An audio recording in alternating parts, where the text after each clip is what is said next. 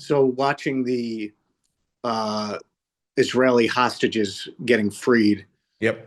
there are very few of them. I mean, it's like four, and last week was what, three or something? Well, that's the pace that the agreement agreed on, right? So there was this agreement that basically, the ceasefire agreement that basically said that Hamas over the 42 days of phase one of the agreement, Hamas would release hostages every weekend, a certain number, right? Yeah, So it's all part of how they negotiated this thing. and they already broke the agreement because they didn't release a civilian with these.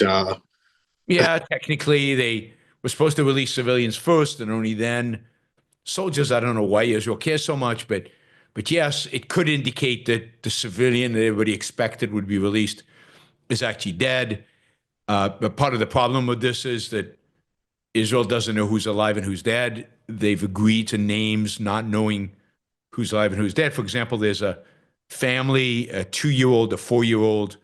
They were taking hostages when the kid was 9 months, and now he's 2, 4, and the mother.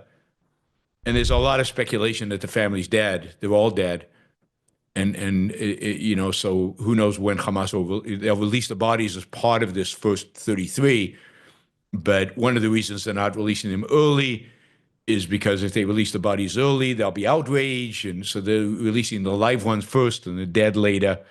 At least that's my understanding, but we'll see how it all plays out. It's really Yeah, I mean, why is it so lopsided that the Palestinians get 200 and you know Israel gets three or four, or whatever it is? Palestinians are better negotiators. They read Donald Trump's book about. I don't know. It's Israelis value the lives of their people more than the Palestinians do, and Yeah, um, so beyond that, it's the Palestinians. A long time ago, or was it 10 years ago?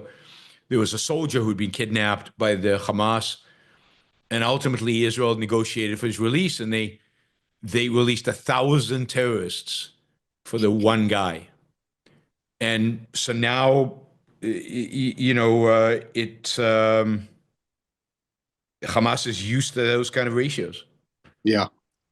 Do you feel that, like, negotiation now is being used in inappropriate ways, like in the absence of principles?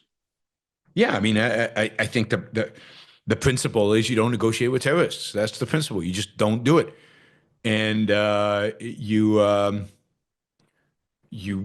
you do it as necessary to defeat the enemy. That was the primary goal. That was the number one mission, and they failed in that. That is, you can see the Hamas fighters out in the streets now that there's a ceasefire. They can wear their uniforms. They're not afraid of being targeted, and there are thousands of them. And Israel has not defeated them. Hamas is reestablishing themselves as they're running the supply lines of all the humanitarian aid. Gazillions of humanitarian aid is being trucked into Gaza.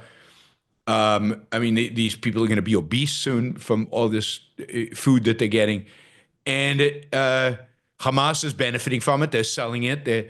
They control it all. Israel is completely and it has completely lost this. I mean, they have clearly not defeated Hamas. They might have destroyed much of the civilian infrastructure and some of the Hamas tunnels, but they have not defeated Hamas, and seems to be right now as strong as ever. And there's a lot of people in Israel wondering what the hell is going on or what the hell happened. Yeah. Okay. Just wanted to get your commentary. Yep. Thanks, Andrew.